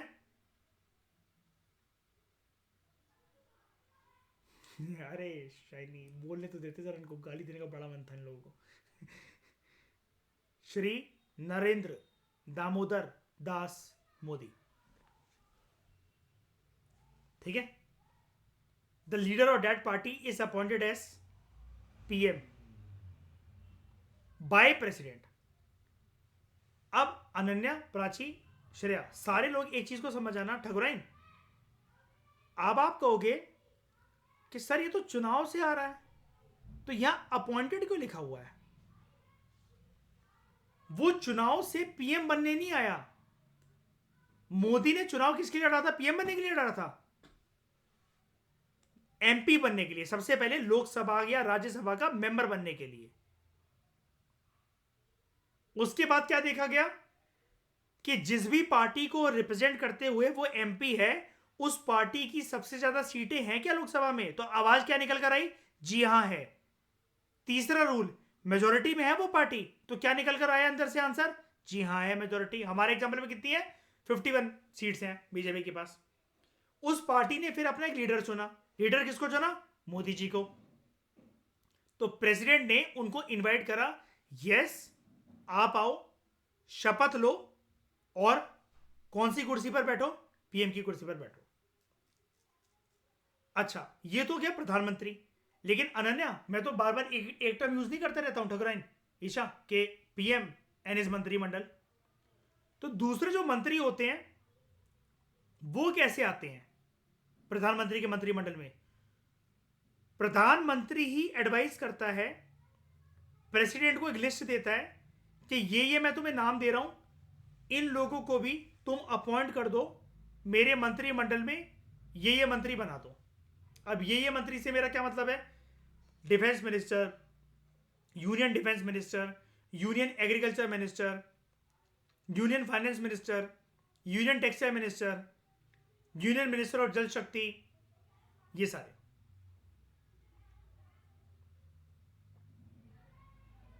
अब अगर मान लो कि किसी भी एक सिंगल पार्टी को मेजोरिटी नहीं मिलती है, बाइफरकेशन कुछ इस प्रकार से है, मेजोरिटी के लिए नंबर चाहिए था हमें 51, किसी को भी 51 नहीं मिल पाया। सीटें ना ऐसे तितर बितर है, 32, 29, 27, 14, कोई भी एक मान लो, और चाहिए कितने थे मेजोरिटी के लिए, 51। 51 किसी की नहीं आ पाई। When no single party gets a majority, a coalition of parties may be invited by the president to form the government. अब इस केस में अगर 51 का नंबर अचीव करना है, अगर 51 का नंबर अचीव करना है और 29 और 33 वाले ये जो दो ग्रुप से अगर ये मर्ज हो जाएं, तो ये 51 का नंबर अचीव कर लेंगे, बताओ। अगर ये दोनों अपना एक संगठन बना ले, एक गठबंधन बना ले, तो क्या ये मेजोरिटी सिक्योर कर रहे हैं, 51 निकल कर आ रहा है इन दोनों की कॉम्बिनेशन से। इस केस में अगर प्रेसिडेंट को ये बोलते जाकर कि हम दोनों यूनाइट हो चुके हैं, और जब दो पार्टी आपस में एक दूसरे का साथ देती हैं, जैसे अनन्या समझ पा रहे हो इस चीज को प्राची, कि शाइनी हमें चाहिए था 51 नंबर, ठीक है, मेरे पास थे 40 और शाइनी आपके पास है 20, हम दोनों को मिलाकर कितने हो गए 60।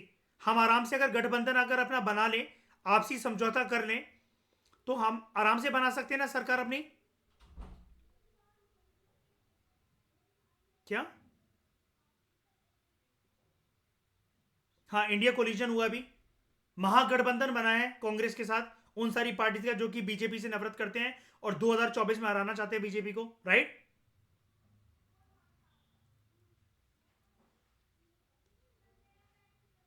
तो उस केस में जब किसी भी पार्टी के पास मेजोरिटी नहीं है, अ कोलिजन ऑफ पार्टीज में be invited by the president to form the government, क्या हो और सरकार बनाओ। और ये प्रेसिडेंट की कौन सी पावर होती है,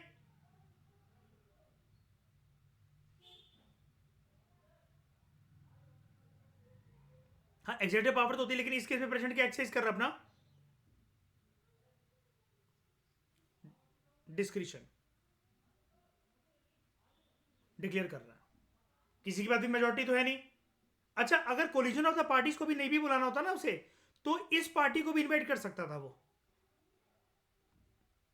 यहां पर तो हमने गठबंधन बना दिया था, लेकिन हम एक नंबर ले लेते हैं, इसको हटाओ, और यहां पर नंबर था हमारे पास 29। इनमें से सबसे ज्यादा नंबर किसके पास है, 33, 29, 27 की 14, 33। मेजोरिटी नहीं है भले ही इसके पास, लेकिन इसको इनवाइट कर सकता है, कम एंड फॉर्म द गवर्नमेंट, कर सकता है या नहीं कर सकता है, इसको भी कर सकता है। तो ये प्रेसिडेंट का क्या है, डिस्क्रिशन। अब ये डिस्क्रिशन कैसा है, ये क्या हमेशा हर टाइम पर कर पाएगा अनन्या ऐसा कि जब भी किसी के पास, मतलब जब भी ये चाहेगा तो किसी को भी बना देगा, इनवाइट कर लेगा? बताओ। नहीं, ओनली व्हेन जब किसी भी पार्टी को क्लियर मेजोरिटी नहीं मिल रही है ना?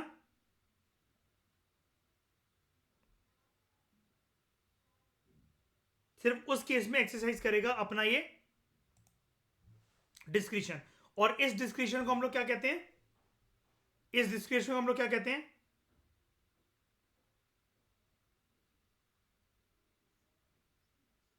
Situational discretion. और गवर्नर के पास कौन सा डिस्क्रिशन होता है? Constitutional discretion. श्रेया, कोई डाउट है इस चीज में? शैनी, है ना? क्योंकि डिस्क्रिशन पावर अनन्या प्रेसिडेंट के पास सिर्फ कितनी है? कितनी है? कौन सी? अरे नहीं, ये सिचुएशनल डिस्क्रिशन ये सारी उसकी, संविधान ने तो कुछ लिखे नहीं है। हाँ, वैसे वो दो ही है, मैं वैसे कह रहा हूँ डिस्क्रिशन पावर जो एक्चुअली है ना उसकी सांस और सूसू ही है बस, और कुछ नहीं है उसके पास। ये सिचुएशन के बेसिस पर जब ये परिस्थिति आ पड़ेगी तब एक्सरसाइज कर सकता है ऐसी पावर को। और जरूरी है क्या श्रेया की परिस्थिति आ पड़े? नहीं।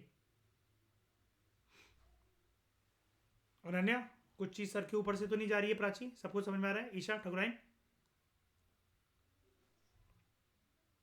सिचुएशनल डिस्क्रिशन अनन्या ऐसा है कि जो भी ये अपनी मन, मतलब जहां पर देखो, वैसे तो मन मर्जी चला ही नहीं सकता था। आराम से समझना मेरी बात को, वैसे तो अपनी मन मर्जी चला ही नहीं सकता था अनन्या। किस केस में? जब किसी के पास इतनी सीटें थी कि वो मेजोरिटी प्रूफ कर रही थी वो पार्टी, तो इसको उसी पार्टी को इनवाइट करना था कि आओ और सरकार बनाओ, राइट? है ना?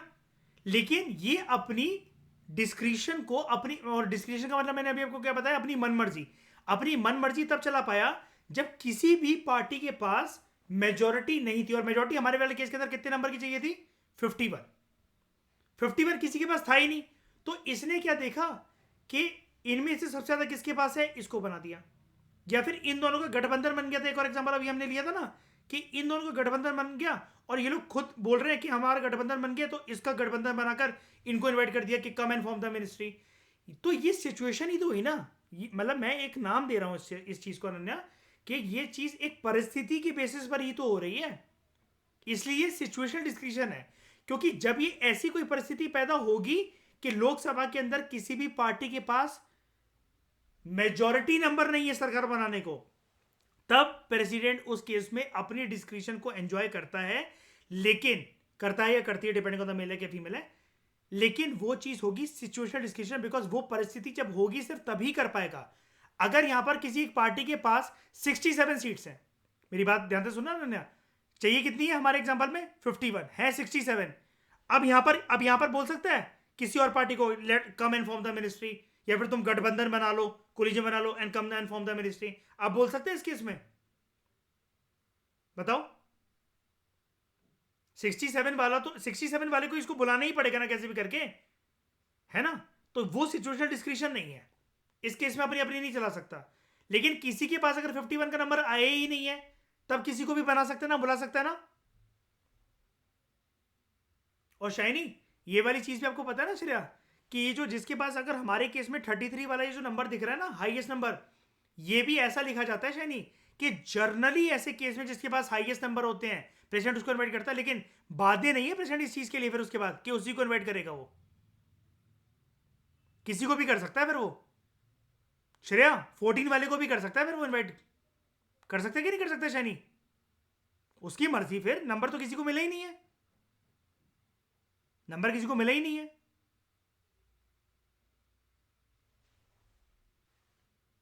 और बेस्ट उस केस में क्या रहता है? अच्छा, ये वाला जब केस क्या बनता है, क्या आप में से कोई मुझे इसका पॉलिटिकल साइंस की फील्ड में कोई एक नाम दे सकता है कि जब किसी को भी रिक्वायर्ड नंबर ऑफ सीटें मिली ही नहीं है तो पार्लियामेंट कैसा है? हंग पार्लियामेंट।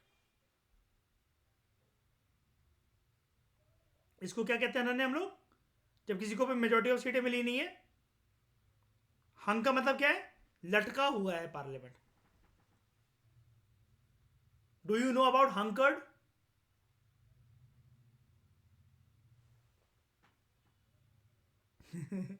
ठीक है।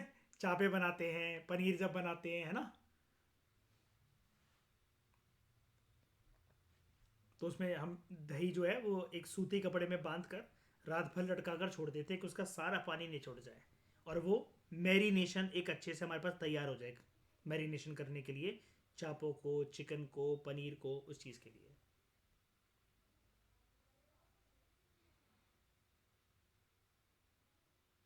तो वो लटका हुआ है, पार्लियामेंट भी यहाँ पर लटका हुआ है।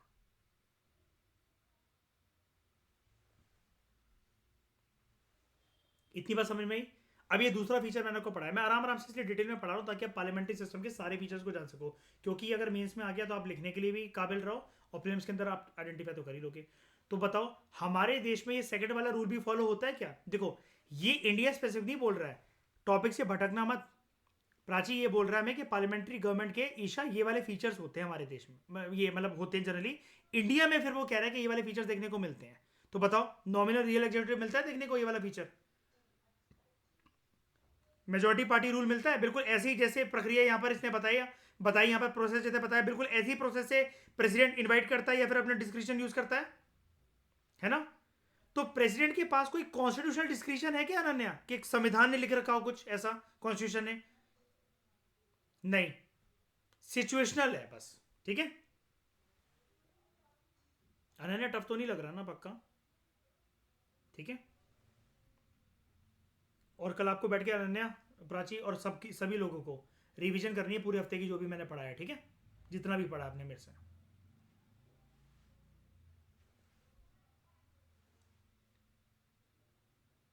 कलेक्टिव रिस्पॉन्सिबिलिटी,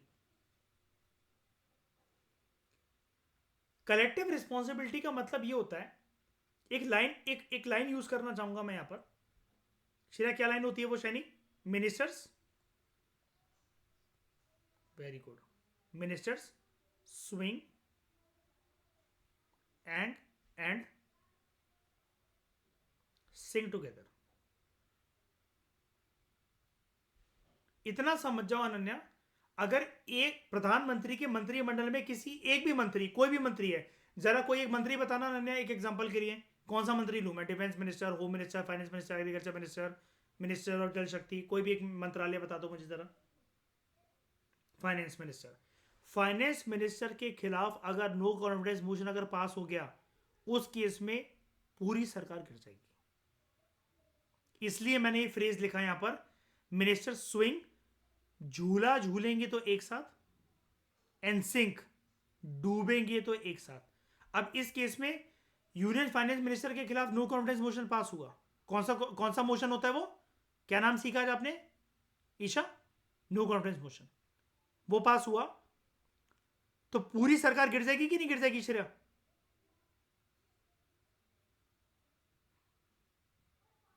क्या पीएम को भी जाना पड़ेगा उस केस में? मेरा सवाल ये है, पीएम को रिजाइन देना पड़ेगा ना अन्य?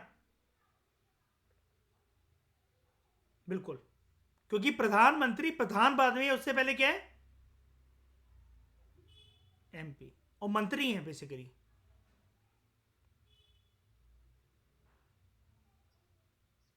अरे वो दोनों मैंने इनको क्लियर करा था। कुछ बातें जो एनसीईआरटी है जैसे 11th क्लास की, तो वो स्विंग लिखती है, लक्ष्मीकांत कई जगह पर स्विम लिखती है। एक और बुक आता है, एक और बुक आती है जीसी जौहरी, ठीक है, जौहरी, वो भी ये स्विंग एंड सिंक लिखता है। तो मेरी आदत यही है 11th क्लास से, तो इसलिए मैं यही यूज़ करता हूँ। कोई फर्क नहीं पड़ता यार, तैरवा लो चाहे डुबा लो या झूला झूला लो।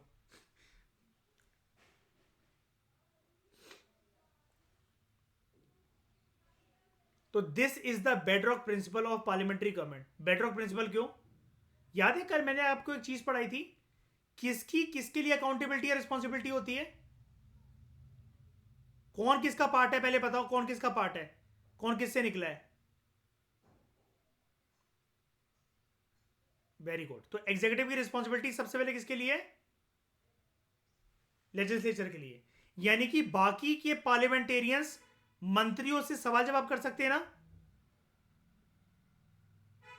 है ना। और अगर वो सवाल जवाब नहीं दे पाए, या मतलब हाँ मतलब सवालों का जवाब नहीं दे पाए, तो पार्लियामेंट एज अ हाउस क्या बोल सकते हैं उनको?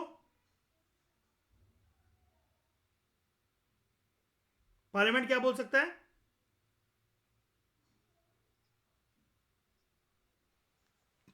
कि तुम जवाब नहीं दे पा रहे, तो पार्लियामेंट उनको क्या बोल सकता है कि तुम जवाबदेही तुम्हारी है नहीं, तो हम तुम्हारे खिलाफ मोशन लेकर आ रहे हैं पास, नो कॉन्फिडेंस मोशन। और अगर किसी एक भी मंत्री के खिलाफ अगर वो पास हो जाए, एक भी मंत्री के खिलाफ, तो पूरी सरकार गिर जाएगी।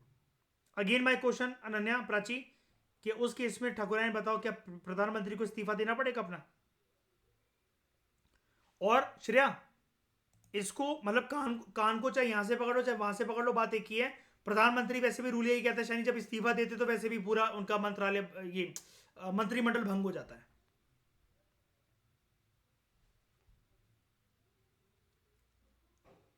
ठीक है, अगर आप रिजाइन कर दो ना नन्या, अगर पीएम अगर आप हो ना, अगर आप रिजाइन कर दो, पूरा काउंसिल ऑफ मिनिस्टर गिर जाता है पूरा,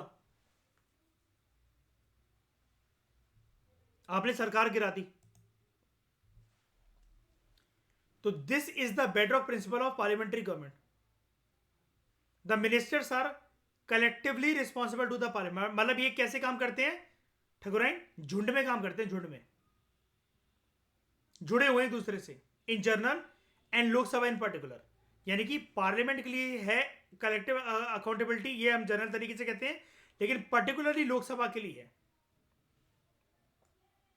क्योंकि जो डायरेक्टली इलेक्टेड एमपीज होते हैं, जनता के द्वारा चुने गए जो डायरेक्ट प्रतिनिधि होते हैं, वो कौन से हाउस में होते हैं? कौन से हाउस में होते हैं? Lok Sabha. And Lok Sabha is Ananya which house? Upper house के लोअर हाउस? Very good. और ये जो पावर है कि ministers are collectively responsible to the parliament in general and Lok Sabha in particular, कौन सा आर्टिकल है? आर्टिकल 75। और ऊपर हमने क्या पढ़ा था? 74। वो क्या कहता है? प्रेसिडेंट को एड एंड एडवाइस करने के लिए एक मंत्रिमंडल होना चाहिए which should be headed by प्रधानमंत्री।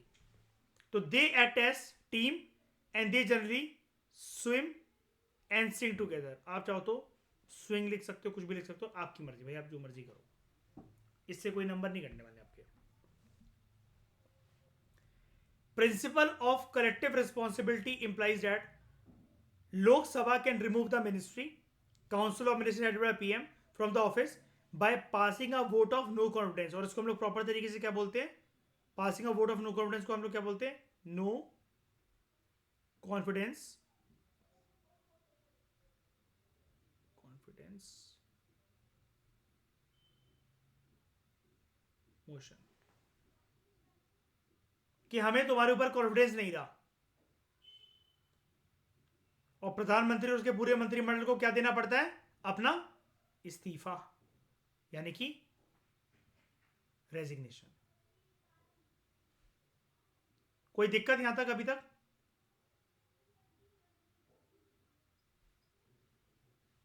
फिर पॉलिटिकल होमोजिनिटी। यूजली मेंबर्स जो होते हैं काउंसिल ऑफ मिनिस्टर्स के, सॉरी मेंबर्स जो होते हैं काउंसिल ऑफ मिनिस्टर्स में, they belong to the same political party. आप लोग इन सारे लोगों का नाम जानते हो? निर्मला सीतारमन, अमित शाह, राजनाथ सिंह, क्योंकि सास भी कभी बहू थी, यानी कि स्मृति ईरानी हैं। तो ये सारे लोग बीजेपी से हैं क्या?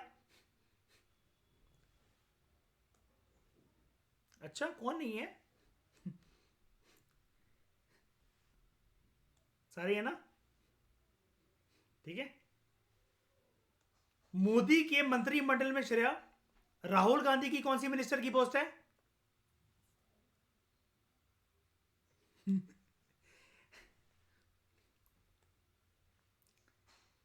तो usually members of the council of ministers belong to the same political party. अब मुझे जरा कोई आप में से बता सकता है, ये यूजली वर्ड क्यों लिखा हुआ है यहां पर, ये क्यों नहीं लिखा हुआ ऑलवेज?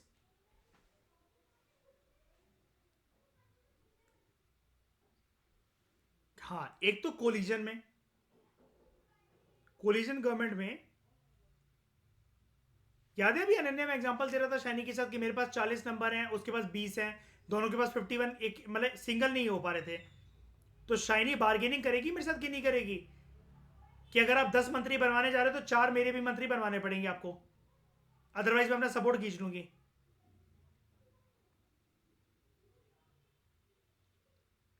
और शाइनी को वेस्ट बंगाल बॉर्डर खोलने की परमिशन भी देनी पड़ेगी मेरे को। क्यों शाइनी? एक धंधा कभी नहीं रुकना चाहिए। डोंट वरी शाइनी, आज रात हो गई है, मूड नहीं है, किसी और दिन बताऊंगा इन लोगों को। Political homogeneity, usually members of the council of minister belong to the same political party. तो आपने ये बता दिया कि यूजली यहां पर क्यों लिखा हुआ है कोलिजन केस में एक पॉलिटिकल पार्टी तो है नहीं, है ना। बीजेपी की अलायंस फिर किसके साथ हो सकती है फॉर एग्जांपल? किसके साथ?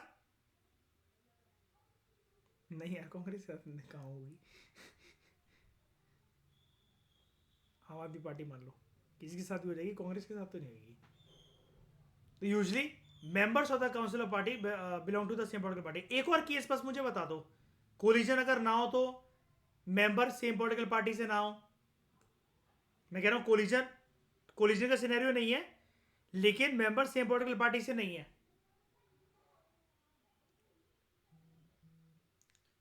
हाँ, very good, very good, brilliant memory power. काला टीका लगा के सो जाना आज तुम।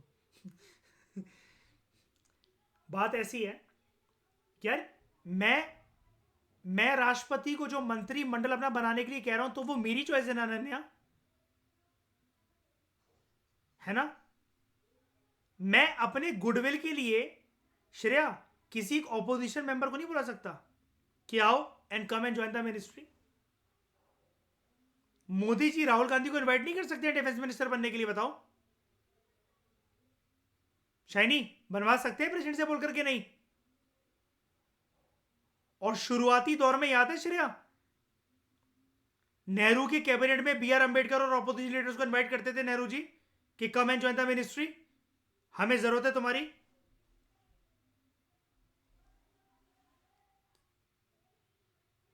उस केस में ये होता है कि जो मिनिस्टर है फिर वो मेरी पॉलिटिकल पार्टी से नहीं है, लेकिन मैंने गुडविल के तौर पर अपने मंत्रिमंडल में उनको रख रखा है। लेकिन इसके लिए बहुत स्ट्रांग पॉलिटिकल विल पावर चाहिए, अनन्या, समझ रहे हो। एक तो आप अपनी पार्टी को कैसे छोड़कर आओगे अगर आप बागी पार्टी से हो तो, विरोधी दल से हो तो, और फिर आपको बुलाकर मैं अपने लोगों को कैसे चिढ़वा दूं?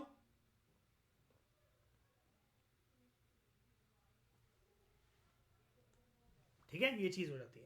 And hence they share the same political ideology. लेकिन 99% केसेस में ये होता है काउंसिल ऑफ मिनिस्टर जो है they belong to the same political party and hence they share the same political ideology. In case of coalition government ministers are bound by consensus. Consensus मतलब क्या? Consensus majority नहीं होता, consensus मतलब सबकी आपसी सहमति, सबकी आपसी सहमति। और मेजोरिटी से, मेजोरिटी वर्ड कैसे अलग होता है कंसेंसस से? क्या मेजोरिटी वर्ड में सबकी सहमति होती है क्या? नहीं, ज्यादातर की होती है। हिंदी में मेजोरिटी को क्या कहते हैं? ज्यादातर। कंसेंसस में क्या कहते हैं? सबकी आपसी सहमति, सबकी। ओके, ये वाला पॉइंट समझ में आया अनन्या? ये भी होता है हमारे देश में पार्लियामेंट्री सिस्टम ऑफ गवर्नमेंट में। ठीक है, डबल मेंबरशिप। मिनिस्टर्स जो होते हैं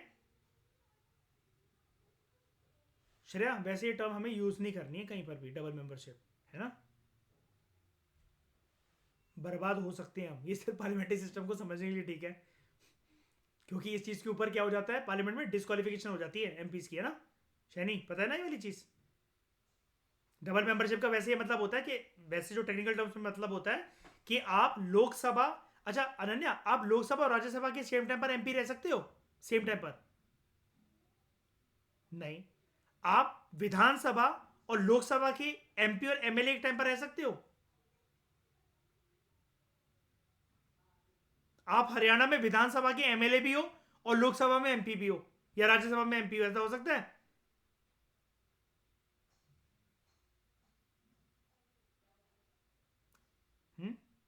नहीं हो सकता। आपको एक जगह तो अपनी सीट छोड़नी ही पड़ेगी। क्लियर है ये वाला रूल ईशा? ठकुराइन क्लियर है ना? ठकुराइन तू सेम टाइम पर हिमाचल और दिल्ली कैसे हो सकती है कि नहीं? क्या क्या संभाल लेगी? तो ministers are members of both the legislature and executive. लेकिन इस केस में यहां पर डबल मेंबरशिप को वो क्या कह रहा है, पार्लियामेंट्री सिस्टम ऑफ गवर्नमेंट को एक्सप्लेन करते एक फीचर बता रहा है कि जो मिनिस्टर्स होते हैं, देखो मिनिस्टर कहां से निकले, मिनिस्टर कौन है? एग्जीक्यूटिव। एग्जीक्यूटिव था हमारे केस में जब हम डिस्कस कर रहे थे छोटा गोला। बड़ा गोला क्या है? लेजिस्लेचर। यानी कि मंत्री जो है वो कहां से बने हैं? मंत्री का सबसे पहला अस्तित्व क्या है Ananya? MP, member of parliament. उनमें से कुछ मेंबर ऑफ पार्लियामेंट, याद है ना मैं बता रहा था कि अगर 500 एमपी से 540 एमपी से लोकसभा के अंदर सभी के सभी मंत्री बन जाएंगे क्या? नहीं, इनमें से कुछ बनेंगे। कौन? मिनिस्टर्स। अगर श्रेया, हाँ हाँ, एक उनमें से बनेगा एक पीएम। गुड। अगर श्रेया, अगर सिर्फ पर्सन एमपी ही है, अगर सिर्फ पर्सन एमपी है तो मतलब वो क्या है, किसका पार्ट है? सिर्फ वो लेजिस्लेचर का पार्ट है। लेकिन अगर पर्सन उसके साथ मंत्री भी है ईशा, तो वो किसका पार्ट है? एग्जीक्यूटिव का। और उसके साथ साथ लेजिस्लेचर का भी बोलो, है ना? तो this means that a person can not, sorry, ministers are both are members of both legislature and executive. ऐसा क्यों? मिनिस्टर एमपी भी है और मिनिस्टर मिनिस्टर तो है ही, तो वह एग्जीक्यूटिव भी है। अच्छा, ऐसा हो सकता है क्या अनन्या, एक पर्सन मंत्री तो बन जाए लेकिन वो एमपी ना हो? बताओ। आप लोकसभा के मेंबर नहीं हो लेकिन मैं आपको पहले मंत्री बना दूं, ऐसा पॉसिबल है प्राची? ठकुराइन,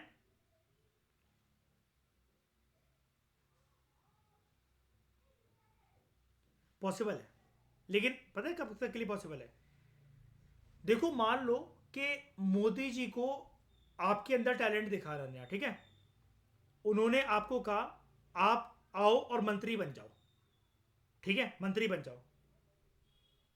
और आप बन गए यूनियन टेक्सटाइल मिनिस्टर। एक मंत्रालय उन्होंने आपको दे दिया, ठीक है? लेकिन मैं ये कह रहा हूं कि अभी आप एमपी नहीं हो। ये पॉसिबल है क्या? मंत्री हो लेकिन एमपी नहीं हो? पॉसिबल है। लेकिन कब तक के लिए पॉसिबल है? शैनी बताना जरा इसको टाइम फ्रेम अनन्या को। 6 मंथ्स। 6 महीनों के अंतर्गत अनन्या, मार्क माई वर्ड्स, 6 महीनों के अंतर्गत ठकुराइन अनन्या को इस केस में अपना क्या प्रूव करना पड़ेगा? एमपीशिप। आपको किसी ना किसी हाउस का मेंबर बनना ही पड़ेगा अनन्या, फिर चाहे वो आप लोकसभा के बन जाओ चाहे राज्यसभा के बन जाओ। अगर आप मंत्री हो, मंत्री पहले बन जाओ 6 महीने तक, कोई दिक्कत नहीं है, कोई भी दिक्कत नहीं है। रूल ये कहता है कि 6 महीने के अंतर्गत आपको लोकसभा या राज्यसभा का एमपी बनना पड़ेगा। अदरवाइज अदरवाइज क्या होगा? आप मंत्री भी नहीं रहोगे।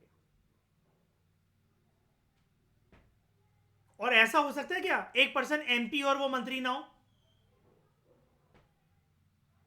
कितने महीनों के लिए? अरे हमेशा के लिए, 5 साल के लिए, ठीक है? अनन्या, दूसरा क्वेश्चन मेरे समझ में आया? मैंने क्या पूछा? एक पर्सन एमपी हो और वो मंत्री ना हो, वो तो मैं पता ही है, सारे सारे एमपी मंत्री थोड़ी ना होते हैं। लेकिन आप मंत्री पहले बन सकते हो और एमपी शिप आप बाद में प्रूव कर दो। लेकिन यहां पर आप 5 साल, वैसे आप कितने साल के लिए एमपी बनते हो? 5 साल के लिए, है ना? आप विधायक कितने साल के लिए बनते हो? एमएलए 5 साल के लिए। तो आप क्या पहले मंत्री बन सकते हो और स्टेट लेजिस्लेचर में बाद में विधायक बन जाओ? लोकसभा के अंदर पहले मंत्री बन जाओ, बाद में अपनी एमपीशिप प्रूव कर दो। पॉसिबल है? जी हाँ, बिल्कुल पॉसिबल है। कितने महीनों के लिए अंदर? लेकिन कितने महीनों के लिए? 6 महीने। 6 महीने के बाद आपको क्या प्रूव करना पड़ेगा? अपनी एमपीशिप, अगर लोकसभा से हो, और विधानसभा से हो तो एमएलए शिप। ओके, कोई डाउट श्रेया, एनीथिंग? ठीक है, this means person can not be a minister without being a member of parliament. ठीक है, अब अनन्या ये तो हमें साफ तरीके से बता रहे हैं यहां पर, एक पर्सन मंत्री नहीं हो सकता without being a member of parliament. ठीक है, कॉन्स्टिट्यूशन स्टिपुलेट्स दैट, कॉन्स्टिट्यूशन ये बोलता है that a minister who is not, keyword पे ध्यान देना, who is not a member of parliament, यानी कि वो क्या बोल रहा है यहां पर हमें शाइनी, एक पर्सन है वो मंत्री तो बन गया, मिनिस्टर है लेकिन क्या नहीं है, एमपी नहीं है।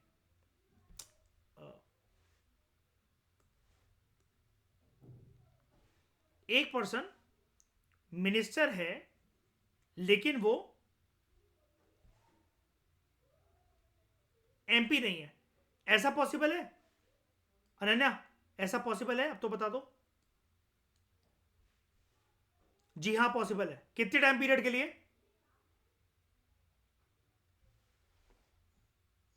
6 मंथ्स। अगर 6 महीने तक आप अपनी एमपीशिप प्रूव नहीं कर सके इन केस ऑफ लोकसभा, और राज्य और विधानसभा के अंदर इन केस अगर आप अपनी एमएलए शिप प्रूव नहीं कर सके, तो आप मंत्री रहोगे क्या फिर उसके बाद? नहीं। सीजिस का मतलब क्या होता है? Ends, ends to be a minister, तो अब फिर मंत्री भी नहीं रहोगे। अगला पार्लियामेंट्री सिस्टम ऑफ गवर्नमेंट का फीचर, लीडरशिप ऑफ पीएम। प्रधानमंत्री plays the leadership role in this system of government. He is the leader of council of minister. प्रधानमंत्री जो बोलेंगे वो सारे मंत्रिमंडल को करना पड़ेगा क्या? कल की क्लास बताओ मुझे, रिकॉल करो। What do you mean by the term primus inter pares? First among equals, सारे मंत्रियों का मंत्री कौन? प्रधानमंत्री। ठीक है, he is the leader of the parliament, leader of the party in power. In these capacities he और she plays a significant and highly crucial role in the functioning of government. क्या क्या है वो Ananya, Prachi? Leader of the council of minister number 1, इनका leader है कि नहीं है? अप्लाई करके देखो, बिल्कुल है। क्या पार्लियामेंट का भी लीडर है अनन्या? पार्लियामेंट का लीडर क्यों है? मेजोरिटी पार्टी का लीडर है क्योंकि वहां पर है ना। और उसके अलावा leader of the party in power, जो कि अभी सत्ता में है, पावर सत्ता में जो है पार्टी पावर में, उसका लीडर है। Dissolution of the lower house, Lok Sabha या राज्यसभा में से कौन सा हाउस भंग होता है? Lok Sabha, because Rajya Sabha is house of which nature? Permanent house है। अनन्या ये वाली चीज पल्ले पड़ी, जानते हो इस चीज के बारे में, है ना? Lower house of the parliament, Lok Sabha can be dissolve bye the president on the recommendation of prime minister, जब पीएम बोलेंगे उसको। हर केस में प्रेसिडेंट हर काम में, फिर से रिपीट कर रहा हूं, हमेशा पीएम या उसके मंत्रिमंडल से पूछकर करता है, बिकॉज अगेन माई वर्ड्स, सांस और सूसू करने के अलावा कुछ भी अपनी मन मुताबिक नहीं कर सकता। इन अदर वर्ड्स, अगर हम दूसरे शब्दों में कहें, प्रधानमंत्री कैन एडवाइस राष्ट्रपति, president, to dissolve the Lok Sabha even before the expiry of its term. और लोकसभा का टर्म कितना होता है अनन्या? क्या कितना टर्म होता है? 5 years। And hold fresh elections. This means that executive enjoys the right to get the legislature dissolve in a parliamentary system. देख रहे हो, यहां पर एग्जीक्यूटिव बोल रहा है ना, एग्जीक्यूटिव किसको कहा जा रहा है? गवर्नमेंट को। और गवर्नमेंट कौन है यहां पर? PM and is council of minister. ये किसको डिसॉल्व करवा रहे हैं? लेजिस्लेचर को। लेकिन लेजिस्लेचर में डिसॉल्व तो करवा सकते हैं, लेकिन कौन से हाउस को? बोथ लोकसभा राज्यसभा। क्या राज्यसभा क्या तो केस ही नहीं उठता है, only Lok Sabha, because Rajya Sabha is which house? Permanent house. Rajya Sabha के अंदर एमपीस का टेन्योर कितना होता है, कितने साल? नहीं नहीं, वैसे कितने साल के लिए होते हैं वो? 6 years। वो श्रेय ये शैनी, हर सेकेंड ईयर ना 1/3 मेंबर्स रिटायर होते हैं, वो ऐसी लाइन है वो। ठीक है, 6 साल होता है शैनी, पता है ना मेरी बात? ठीक है। उसके बाद secrecy, ministers operate on the principle of secrecy of procedure and cannot diverge information about the proceedings, policies and decisions. बंद कमरे में बैठकर हम सबकी मीटिंग हो रही है, शाइनी प्रधानमंत्री और हम सब उसके मंत्रिमंडल के पार्ट है। ठीक है, उस बंद कमरे में शाइनी जो भी हमें समझा रही है, जो भी रिस्पॉन्सिबिलिटीज, हमारे दायित्व यानी कि पोर्टफोलियोज, एग्रीकल्चर, डिफेंस, होम, सब कुछ एलोकेट कर रही है, कौन सी क्या पॉलिसी आनी चाहिए, जो भी इंफॉर्मेशन ली जा रही है वो शाइनी से हम तक और हमसे शाइनी तक, इतनी ही रहना चाहिए अगर वो प्रधानमंत्री है तो।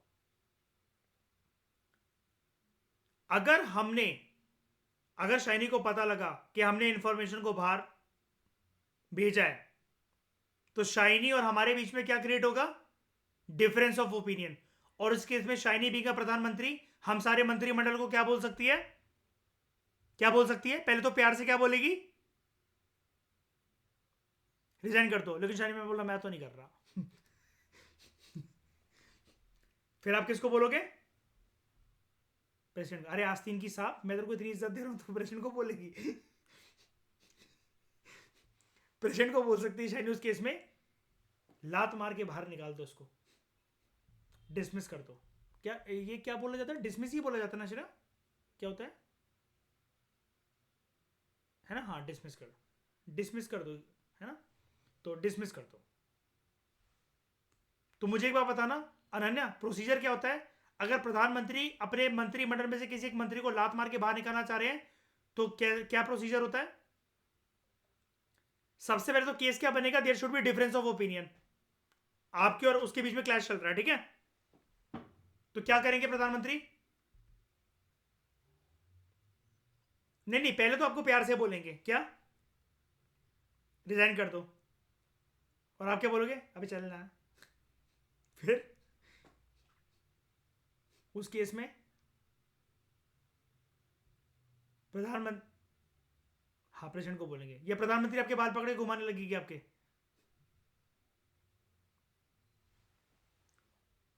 हाथापाई नहीं, प्रेसिडेंट को बोला जाएगा कि इसको क्या कर दो? डिसमिस कर दो। They take the oath of secrecy, शपथ लेते हैं कि हम अंदर की कोई भी बात बाहर नहीं आने देंगे before entering the office. Oath of secrecy to the ministers is administered by president. ये शपथ कौन दिलवाता है प्राची मिनिस्टर्स को? प्रेसिडेंट। श्रेया, प्रेसिडेंट को प्रेसिडेंट बनने के टाइम पर शपथ कौन दिलवाता है? बताओ अभी। Vice president. हाँ, थप्पड़ मारना आपने? सीजीआई। और सीजीआई ना हो तो सीनियर मोस्ट जज ऑफ सुप्रीम कोर्ट। अगर वो भी ना हो तो तभी कोई ना कोई तो होगा सीनियर मोस्ट, है कि नहीं? अनन्या, क्लियरिटी मिली सारी? ईशा ठकुराइन, जैद, गोदी में लेटने से फुर्सत मिल गई तो आप भी हाँ कर दीजिए थोड़ा सा। ठीक है, मिली ना? प्राची कोई दिक्कत? ठीक है, तो इस डिस्कशन में दोस्तों फिलहाल इतना ही। Thank you very much for discussion.